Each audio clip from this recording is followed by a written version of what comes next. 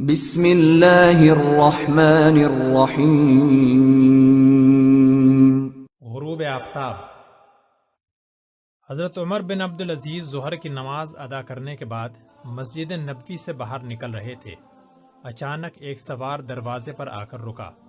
سوار کا چہرہ گرد و غبار میں اٹا ہوا تھا۔ اس کا چہرہ بھوک، پیاس اور تھکاوٹ کی وجہ سے مرجھایا ہوا تھا۔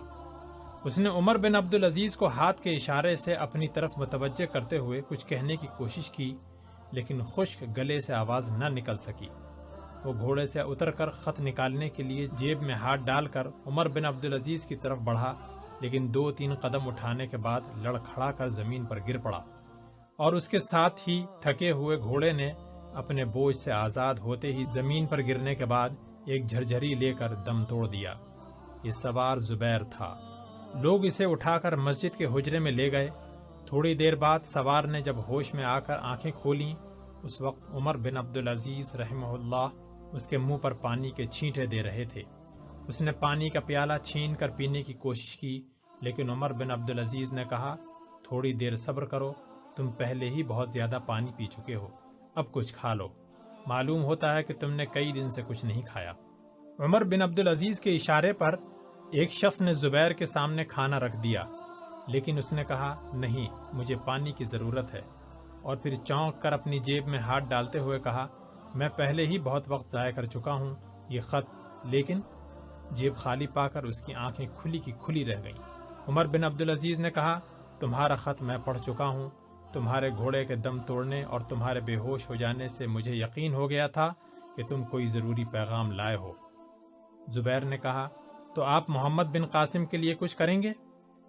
میں دمشق جا رہا ہوں۔ یہ کہتے ہوئے انہوں نے اپنے ایک ساتھی کی طرف دیکھا اور سوال کیا، میرا گھوڑا تیار ہے؟ اس نے جواب دیا، جی ہاں۔ زبیر نے کہا، میں آپ کے ساتھ چلوں گا۔ انہوں نے جواب دیا، نہیں، تم آرام کرو، تم گزشتہ سفر میں بہت نڈھال ہو چکے ہو۔ نہیں، میں بالکل ٹھیک ہوں۔ میرے نڈھال ہونے کی وجہ سفر کی کلفت سے زیادہ میرے دل کی بے چینی تھی۔ اب یہاں ٹھہر کر انتظار کرنے میں مجھے سفر سے زیادہ تکلیف ہوگی۔ عمر بن عبدالعزیز نے کہا، بہت اچھا، تم کھانا کھا لو۔ زبیر نے جلدی جلدی کھانے کے چند نوالے منہ میں رکھنے کے بعد پیٹ بھر کر پانی پیا اور اٹھ کر بولا، میں تیار ہوں۔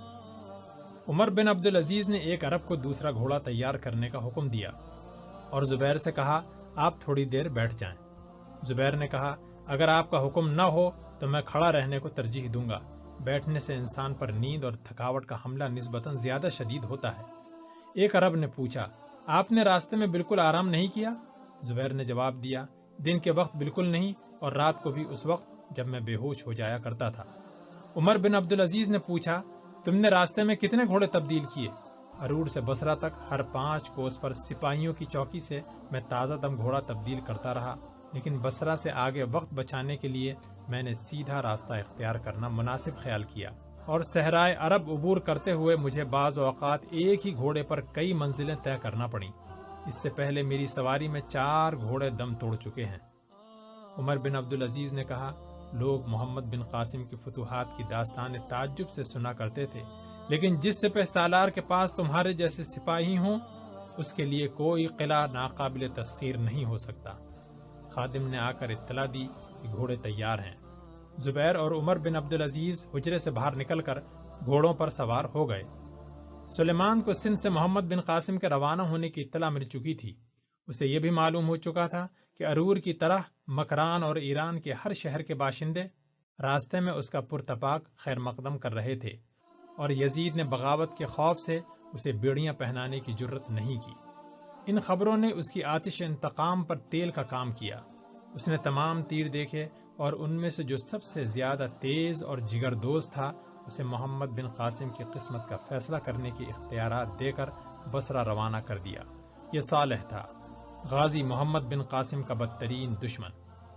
بصرہ کے لوگ جس بے چینی اور بے قراری سے محمد بن قاسم کا انتظار کر رہے تھے، اس سے صالح نے یہ اندازہ لگا لیا کہ بصرہ میں محمد بن قاسم کے ساتھ بدسلوکی کی گئی تو لوگ بغاوت پر آمادہ ہو جائیں گے، اور وہ محمد بن قاسم کو پا بزنجیر بصرہ سے واسط لے جانا چاہتا تھا، لیکن بصرہ کے عوام کا جوش و خروش دیکھ کر اسے اپنا ارادہ تبدیل کرنا پڑا۔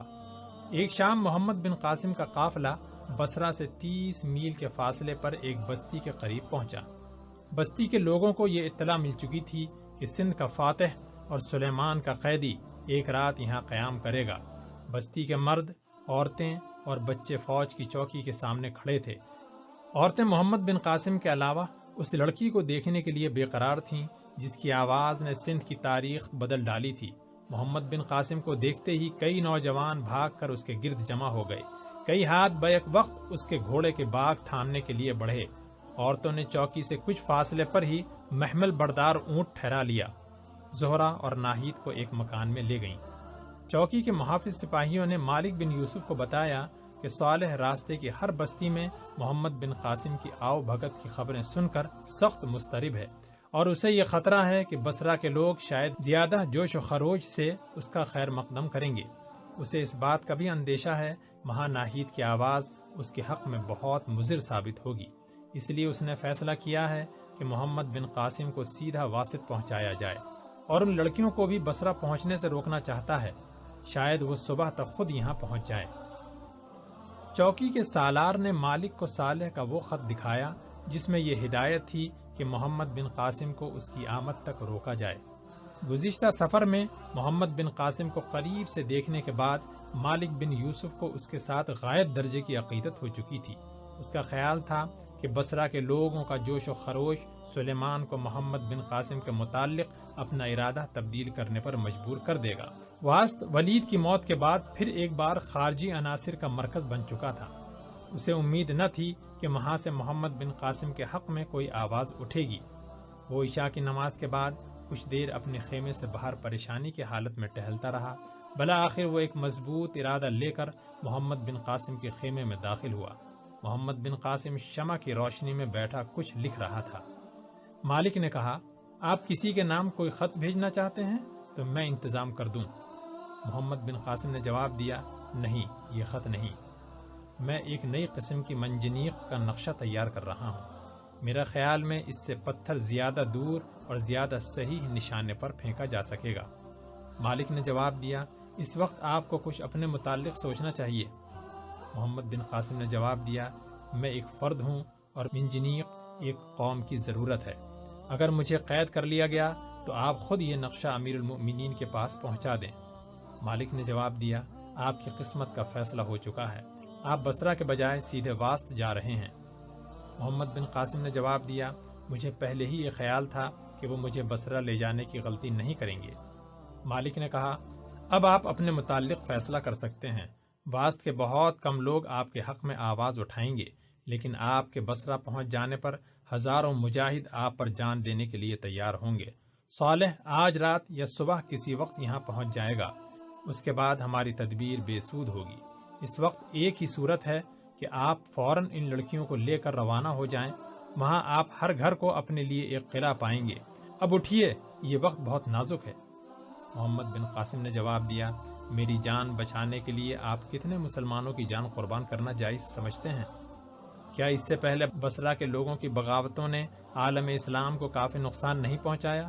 کیا میری تنہا جان اس قدر قیمتی ہے کہ اس کے لیے لاکھوں مسلمانوں کی تلواریں آپس میں ٹکرا جائیں، ہزاروں عورتیں بیوہ اور بچے یتیم ہو جائیں؟ اگر میں عالم اسلام کو اس تباہی سے بچانے کے لیے قربان بھی ہو جاؤں تو کیا آپ یہ سمجھتے ہیں کہ میری قربانی رائگاں جائے گی؟ یہ مسلمانوں کی بدقسمتی ہے کہ خلافت اب ملوکیت میں تبدیل ہو چکی ہے، تاہم مسلمانوں کا سواد اعظم اسے خلیفہ تسلیم کرنے کی غلطی کر چکا ہے، اور اس وقت میری بغاوت فقط خلیفہ سلیمان کے خلاف نہ ہوگی بلکہ قوم کے سواد اعظم کے خلاف ہوگی۔ لیکن ممکن ہے کہ میری قربانی کے بعد لوگ اپنی اس کمزوری کو محسوس کریں اور ان میں ایک ایسا اجتماعی ضمیر پیدا ہو جائے جو سلیمان کو راہ راست پر لے آئے، یا کم از کم سلیمان کے بعد وہ انتخاب کے معاملے میں اس قدر سخت ہو جائیں کہ سلیمان جیسوں کے لیے آگے بڑھنے کا موقع نہ ہو۔ اگر میرے انجام سے متاثر ہو کر عوام نے یہ محسوس کیا کہ وہ امارت کو کسی کے خاندانی میراث تسلیم کرنے میں غلطی پر تھے اور انہوں نے سلیمان کے بعد اس کے کسی خاندانی وارث کی بجائے کسی صالح مسلمان کو خلیفہ منتخب کیا، تو یہ ایک ایسا مقصد ہے جس کے لیے قربان ہونا میں اپنی زندگی کی سب سے بڑی سعادت سمجھتا ہوں۔ مالک بن یوسف نے لاجواب ہو کر کہا، آپ کا فیصلہ اٹل ہے، میں ہار مانتا ہوں، لیکن ان لڑکیوں کے متعلق آپ نے کیا سوچا؟ مجھے چوکی کے سپاہیوں سے معلوم ہوا کہ صالح بصرہ کے لوگوں کے اشتعال کے خوف سے انہیں بھی واسط لے جانا چاہتا ہے، لیکن میرا خیال ہے کہ ان کے بصرہ نہ پہنچنے سے لوگ زیادہ مشتعل ہوں گے۔ بصرہ کے ہر گھر میں ناہید کا انتظار ہو رہا ہے۔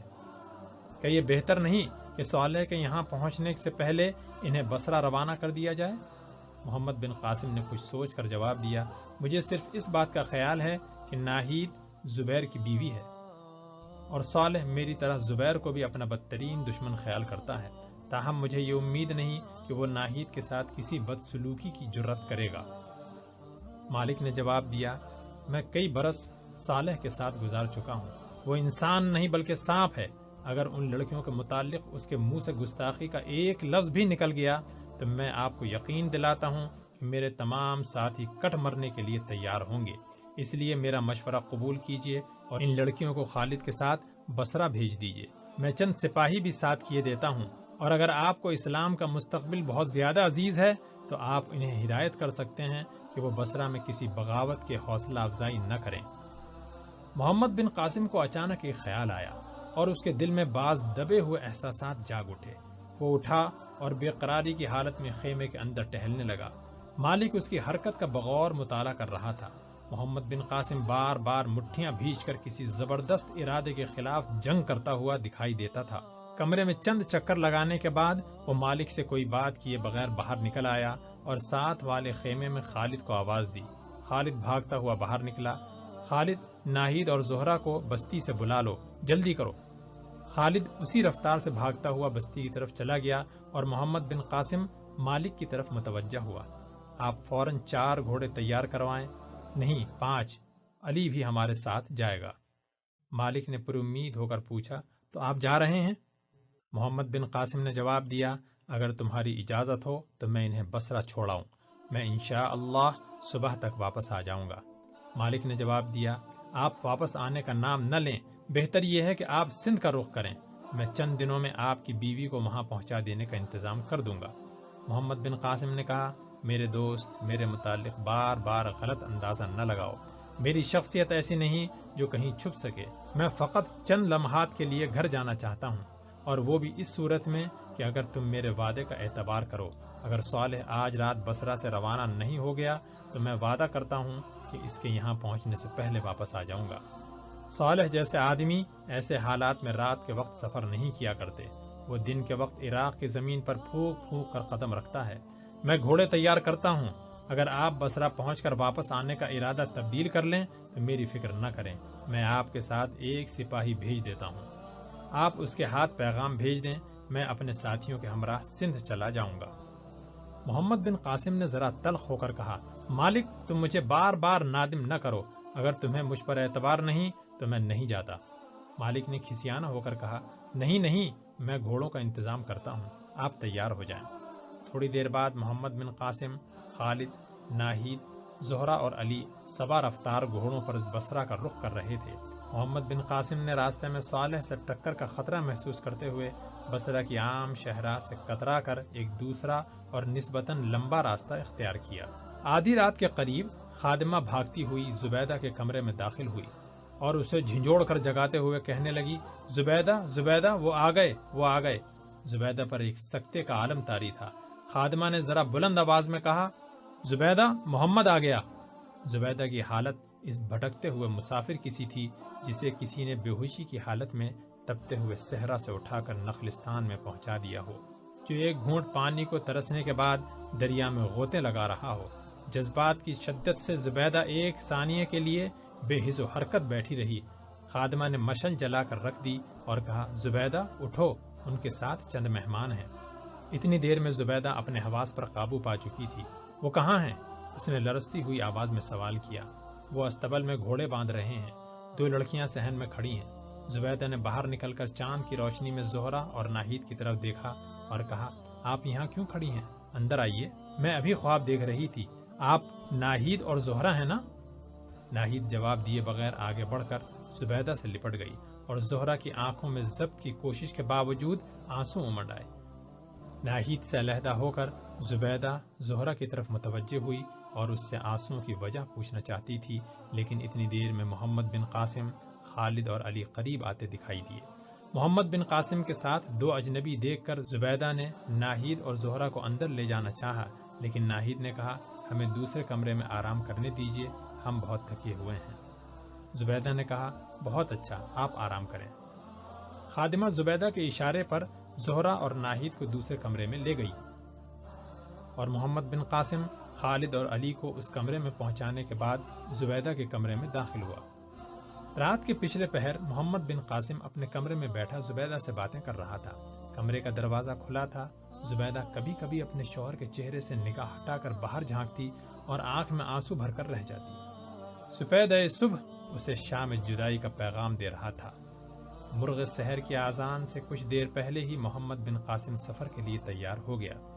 زبیدہ کی والدہ محمد بن قاسم کے متعلق سلیمان کے ارادوں سے واقف ہوتے ہی زبیدہ کے ماموں اور بصرہ کے چند بااثر مسلمانوں کے وفد کے ساتھ دمشق روانہ ہو چکی تھی۔ محمد بن قاسم نے اٹھتے ہوئے کہا افسوس میں ان سے نہ مل سکا۔ زبیدہ مجھے امید ہے کہ ناہید اور زہرہ تمہیں اداس نہ ہونے دیں گی۔ ابھی چند دن یہی کوشش کرنا کہ ان کی آمد کا کسی کو پتہ نہ چلے۔ زبیدہ ہونٹ بھیج بھیج کر ہچکیوں کو ضبط کر رہی تھی، لیکن اس کی نگاہیں کہہ رہی تھی آپ سچ مچ جا رہے ہیں؟ محمد بن قاسم نے کہا زبیدہ خدا حافظ۔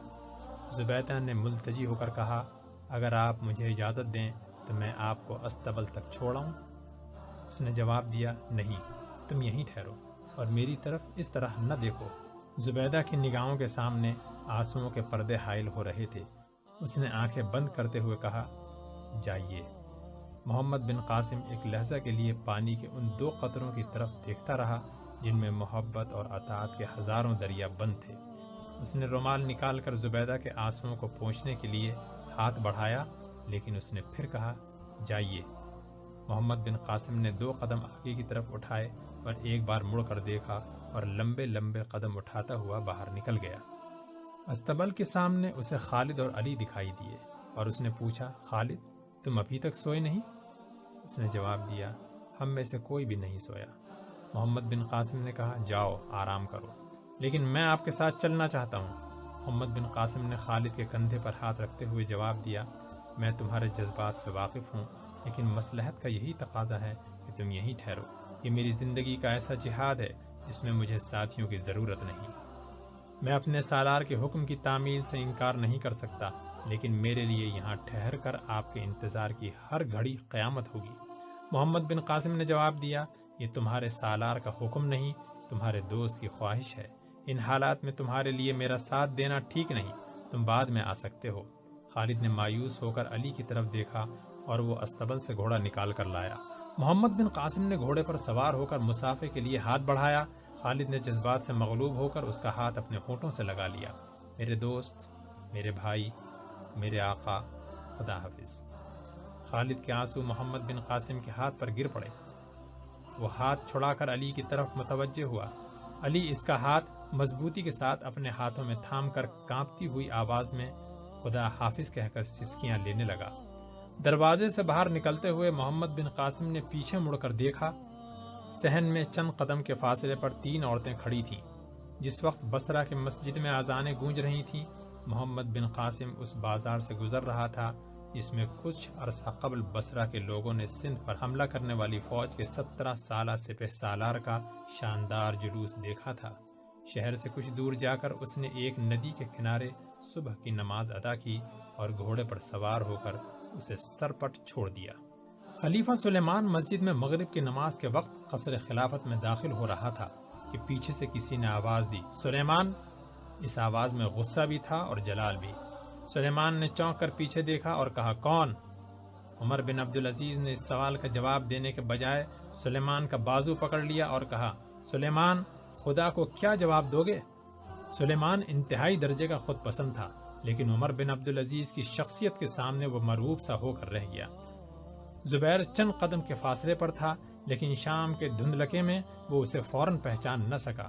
اس نے ادھر ادھر دیکھتے ہوئے کہا مجھے آپ کی گفتگو کا موضوع نازک معلوم ہوتا ہے، کیا اس کے لیے تخلیہ بہتر نہ ہوگا؟ آئیے اندر چلیں۔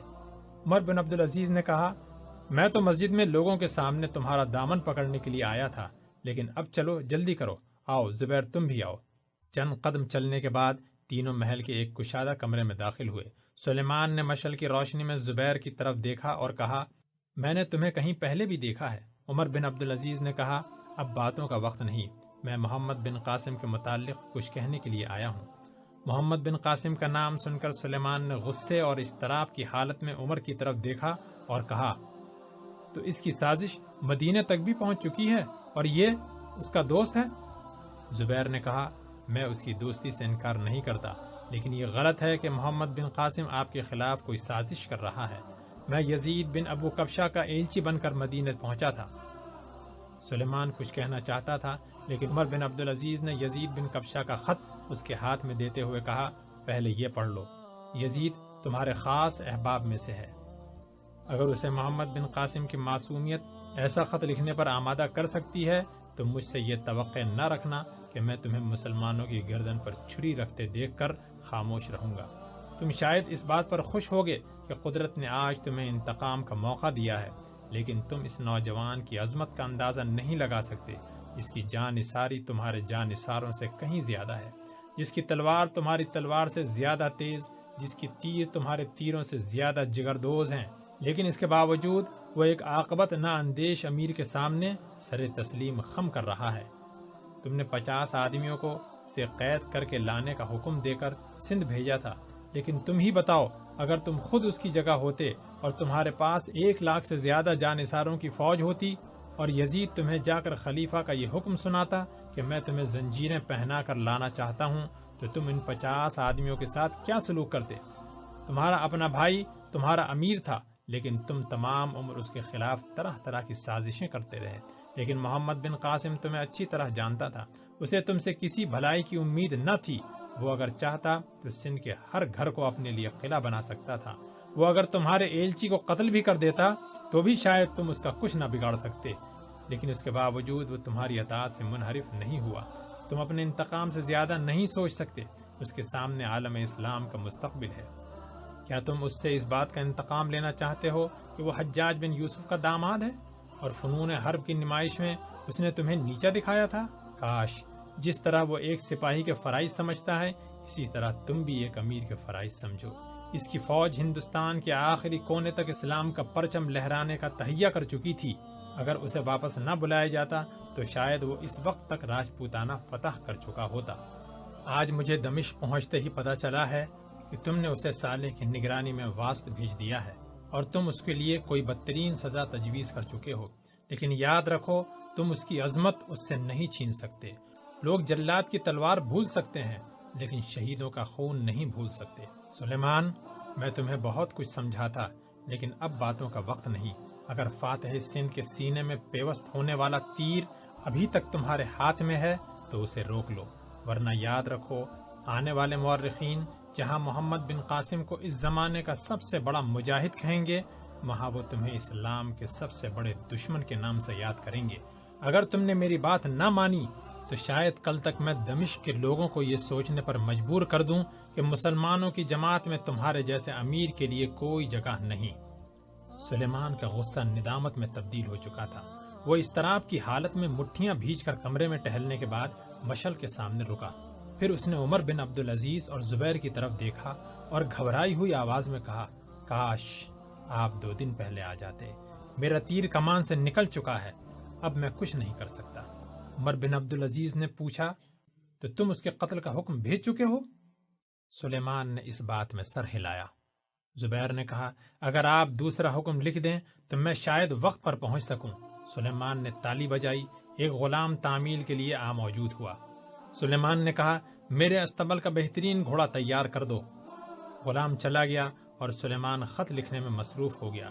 خط ختم کرنے کے بعد سلیمان نے عمر بن عبدالعزیز کو دیتے ہوئے کہا، آپ پڑھ لیجئے۔ عمر بن عبدالعزیز نے خط پر سرسری نگاہ ڈالنے کے بعد یہ خط زبیر کے ہاتھ میں دے دیا اور کہا، اب خدا کرے یہ وقت پر پہنچ جائے، تم بہت تھکے ہوئے ہو، کیا یہ بہتر نہ ہوگا کہ کسی اور کو بھیج دیا جائے؟ یہ خط حاصل کرنے کے بعد میری تھکاوٹ دور ہو چکی ہے، میں آپ کو اطمینان دلاتا ہوں کہ راستے میں آرام کیے بغیر واسط پہنچ سکتا ہوں۔ اگر مجھے راستے کی چوکیوں سے تازہ دم گھوڑے ملتے جائیں تو میرا ارادہ ہے کہ میں طویل راستہ اختیار کرنے کے بجائے سیدھا صحرا عبور کر لوں گا۔ سلیمان نے ایک اور حکم نامہ راستے کی فوجی چوکیوں کے نام لکھ کر زبیر کے حوالے کیا۔ غلام نے آ کر اطلاع دی کہ گھوڑا تیار ہے۔ زبیر نے سلیمان کے ساتھ مصافحہ کرنے کے بعد عمر بن عبدالعزیز کی طرف ہاتھ بڑھاتے ہوئے کہا، آپ میرے لیے دعا کریں۔ عمر بن عبدالعزیز نے خدا حافظ کہتے ہوئے زبیر کی طرف غور سے دیکھا۔ اس کے چہرے پر جو چند لمحے پہلے ایک طویل سفر کی تکلیفوں سے مرجھایا ہوا تھا، امید کی روشنی جھلک رہی تھی۔ تھوڑی دیر بعد زبیر ایک تیز رفتار گھوڑے پر واسط کا رخ کر رہا تھا۔ صحرا عبور کرنے کے بعد زبیر ایک رات تیسرے پہر کے قریب ایک سبز و شاداب علاقے میں سے گزر رہا تھا۔ مسلسل بے آرامی سے اس کے اعضاء شل ہو چکے تھے، سر درد سے پھٹ رہا تھا۔ گھوڑی کی تیز رفتاری کے باوجود پچھلے پہر کی ہوا کے خوشگوار جھونکے اسے ہتھے پر سر ٹیک کر دنیا و مافیہ سے بے خبر ہو جانے پر مجبور کر رہے تھے۔ ایک ناقابل تسخیر عزم کے باوجود کبھی کبھی اس کی آنکھیں خود بخود بند ہو جاتی، لگام پر ہاتھوں کی گرفت ڈھیلی پڑ جاتی اور گھوڑے کی رفتار تھوڑی دیر کے لیے سست ہو جاتی، لیکن ایک خیال اچانک کسی تیز نشتر کی طرح اس کے دل میں اتر جاتا۔ وہ چونک کر ستاروں کی طرف دیکھتا اور گھوڑے کی رفتار تیز کر دیتا۔ اس کی منزل قریب آ چکی تھی۔ وہ تصور میں سلیمان کا خط صالح کے ہاتھ میں دے رہا تھا۔ قید خانے کے دروازے پر محمد بن قاسم سے بغل گیر ہو رہا تھا۔ وہ کہہ رہا تھا، محمد، میں اب سو جانا چاہتا ہوں، کسی ندی کے کنارے، کسی درخت کی گھنی اور ٹھنڈی چھاؤں میں، اور دیکھو جب تک میں خود تازہ دم ہو کر نہ اٹھوں مجھے جگانا مت۔ نیند کتنی عجیب چیز ہے، ہر دکھ کا مداوا، ہر درد کا علاج۔ میں کم از کم ایک دفعہ جی بھر کر سونا چاہتا ہوں، لیکن نہیں میرے دوست، تمہیں سلامت دیکھ کر میری نیند اور تھکاوٹ دور ہو جائے گی۔ افق مشرق پر صبح کا ستارہ نمودار ہو رہا تھا۔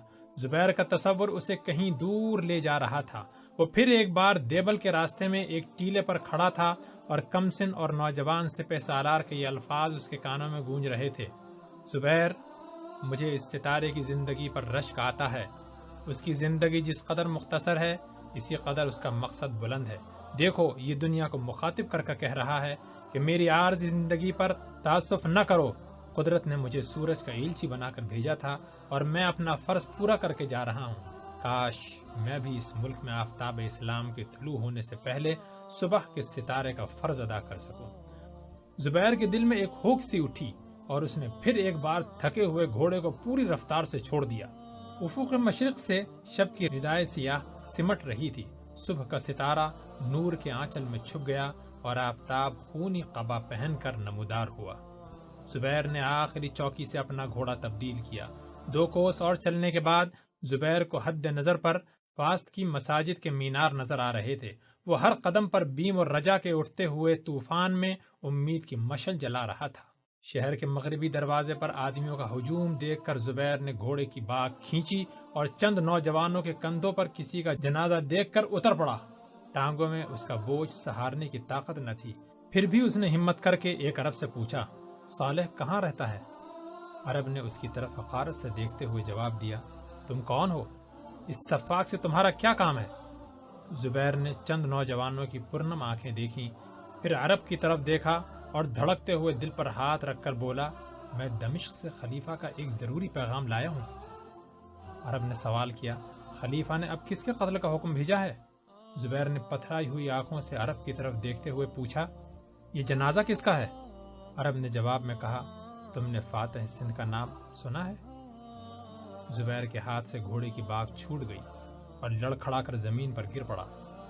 بہت سے لوگ اس کے گرد جمع ہو گئے۔ ایک نوجوان زبیر زبیر کہتا ہوا آگے بڑھا اور اس کے قریب بیٹھ کر اسے ہوش میں لانے کی کوشش کرنے لگا۔ اس کی آنکھوں میں آنسو تھے اور وہ درد بھری آواز میں کہہ رہا تھا، زبیر اٹھو، جلدی کرو، عماد الدین محمد بن قاسم کا جنازہ جا رہا ہے۔ زبیر بے ہوشی کی حالت میں بڑبڑا رہا تھا، محمد، میں اب سو جانا چاہتا ہوں، کسی ندی کے کنارے، کسی درخت کی ٹھنڈی اور گھنی چھاؤں میں، اور جب تک میں خود نہ اٹھوں مجھے جگانا مت۔ نوجوان نے اسے جھنجھوڑتے ہوئے کہا، زبیر، میں خالد ہوں، میری طرف دیکھو۔ محمد چل بسا۔ سندھ کا آفتاب واسط کی خاک میں روپوش ہو رہا ہے، اٹھو، لوگ تمہارے دوست کا جنازہ لے جا رہے ہیں۔ زبیر نے آنکھیں کھولی اور پریشان سا ہو کر بولا، خالد تم؟ میں کہاں ہوں؟ اف، میں شاید بے ہوش ہو گیا تھا۔ وہ جنازہ؟ مجھ سے شاید کوئی یہ کہہ رہا تھا کہ نہیں نہیں، وہ محمد بن قاسم نہیں ہو سکتا، دیکھو میں اس کی رہائی کا حکم لایا ہوں۔ زبیر نے خط نکال کر خالد کو دے دیا اور کہا، خالد اسے جلدی سے صالح کے پاس پہنچا دو۔ خالد نے بے توجہی سے کاغذ کے پرزے کی طرف دیکھا اور اسے زمین پر پھینک دیا۔ زبیر مبہوت سا ہو کر خالد کی طرف دیکھ رہا تھا۔ ایک معمر عرب نے جھک کر خط اٹھا لیا اور اسے کھول کر پڑھتے ہوئے چلا اٹھا، امیر المؤمنین کا حکم تھا کہ اسے عزت کے ساتھ دمشق پہنچایا جائے۔ صالح نے اسے اپنے ارادے سے قتل کیا ہے۔ امیر المؤمنین ایسا حکم نہیں دے سکتے تھے۔ واسط کے مسلمانوں، محمد بن قاسم کی روح انتقام کے لیے پکار رہی ہے، تم کیا دیکھتے ہو؟ آؤ میرے ساتھ آؤ۔ ہجوم کے کھسک جانے کے بعد خالد نے زبیر کو اٹھانے کے لیے سہارا دینے کی کوشش کی، لیکن اس نے کہا، میں اب ٹھیک ہوں، چلو۔ دونوں اٹھ کر قبرستان کی طرف چلے۔ جس وقت لوگ محمد بن قاسم کی لحد پر مٹی ڈال رہے تھے، کوئی 50 نوجوان صالح کے مکان کا دروازہ توڑ کر اندر داخل ہوئے اور تلواریں سود کر اس پر ٹوٹ پڑے۔